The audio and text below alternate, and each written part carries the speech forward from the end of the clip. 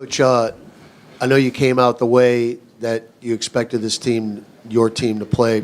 2.5 quarters, a lot of energy. Defense was outstanding. What happened midway through the third on? You know, they're a veteran team, and Brunson got it going. And when he gets it going, it energizes their whole team. And we threw different looks at him. You know, we tried to take the ball out of his hands, blitzed him.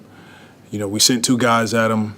And then the start of the fourth quarter, I think it's a 3-point game. The start of the fourth quarter, and we got our younger group in the game right as they're making their run momentum, and our guys needed a quick break. And they're a good team. They're a veteran team. They know how to, execute in those moments, and it's a learning experience for us, especially for our young group. Is it a little frustrating, though, when you look at the points in the paint numbers and you see the efficiency with all the opportunities that you have down low, and it's just been really tough to convert? Yeah, it is. It's definitely some frustration there with our group. But you got to continue to trust in the work that you're putting in. And guys are getting there. They're doing a great job of getting to the paint. You know, we have to go up and finish. We got to go up and finish, make simple plays when you get there, land on 2 feet. If you collapse the defense, there's a kick out, probably 3 opportunity for us. And that's what it is. You just got to continue to stay at it. And we've talked about just being consistent for 48 minutes. What do you think it's going to take to, finally get that done and be consistent? Well, part of it is getting healthy. That'll help us sustain and be consistent. But right now we got to keep working at it. With this group, we just got to keep working at being able, from top to bottom, guys that touch the floor to execute on both ends of the floor, and that's the challenge for us. With the losses piling up like this, is there any concern about just belief within the group and just kind of just that ability to fight back when adversity kind of hits during the course of some of these games?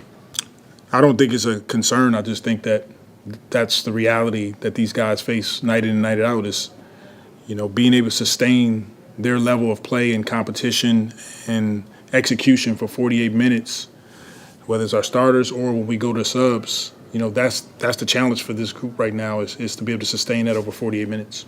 And the other part of that, as a coach, when the losses are piling up like this, is how much, where's the kind of the, I don't want to say concern again, but kind of the, just being able to get that message through to the guys and kind of, you constantly tell them about fighting through it, staying with what you guys are doing, but just kind of having that message get to them when a lot of these games are resulting in losses. There's no worry, there's no concern here through me. I want to make that clear. There's care, and we all care about this game. We care about what we do. We care about stepping on the floor and playing at the highest level we can. The challenge is to be able to do it for 48 minutes, and that's what we're working towards. But other than that, you just got to continue to come in the gym, keep trusting in your work, trusting in each other, and that's what the guys have been doing, and I'm proud of them. Unfortunately, we haven't got the results that we want.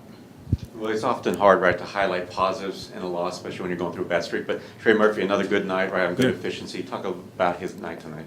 Trey was good, on both ends of the floor. I thought his energy level was extremely high. He did a great job rebounding, guarding matchups, and then his ability to score, his shot making. Guys are closing out to him. He's going up and finishing. He's getting stronger. Really huge game on his part. Well, I guess you always talk about small margin for error, right? I guess it whittles down right to the turnovers. I think you had 19 tonight. Really, it was the ones in the second half that led to easy points for the Knicks. What is it going to take just to get 48 minutes? Because now this group kind of that you have, right? I know the health's been an issue all year, but they've kind of been together now for a while. But what's it going to take for them kind of to get through 48 minutes without that cavalcade of turnovers? Yeah, it's a challenge. It's a challenge for us to, be able to execute against the best defenders night in and night out and take care of the ball. And we get on the floor. We're going to continue to work at it. We'll show tape tomorrow of some of the things that we did well, some of our improvements. And for me, you just stay after it. You stay at it, and just stay together as we go through this. You had 2 big droughts, one at the end of the second quarter and another at the end of the third quarter. Yeah. Offensively, particularly the starting group just could not get anything going tonight. The tempo wasn't there. How do you start? Again, when you had opportunities, you were able to turn them over in the first half, get fast break points. None of those were there really in the second half. What happened? Well, we got to be able to do both. There's times where you can play fast, you can turn these guys over, you can get out and execute in transition.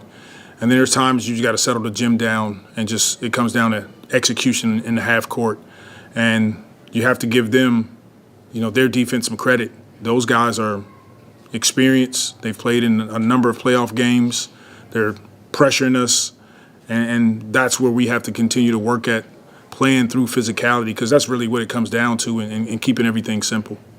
Is it hard for the head coach, who's the face of the organization in that sense, when you have when you're in a building tonight and the opposing fans are chanting MVP, they're chanting "Go Knicks, go" in the last few minutes, and it's kind of like they've taken over the building? What do you say to the fan base when they feel despondent at this point of the year, when they feel like maybe the season has slipped away in some sense? What do you tell them, when they want to keep coming back and supporting the team? I tell them the same thing I'll tell anybody. Just continue to stay steady, stay consistent. We appreciate our fans. We appreciate their support. It's been great being here in New Orleans, having an opportunity to play in front of, this culture, the people here. It's a great experience. And, sometimes you go through challenges in life. And I truly believe when you go through them, it really, tests your character, and we'll come out okay on the other end of it. You said a lot of these games been won with bad quarter to kind of put y'all under. Yeah. Is there anything you're kind of seeing consistently in these quarters where things kind of go south for y'all?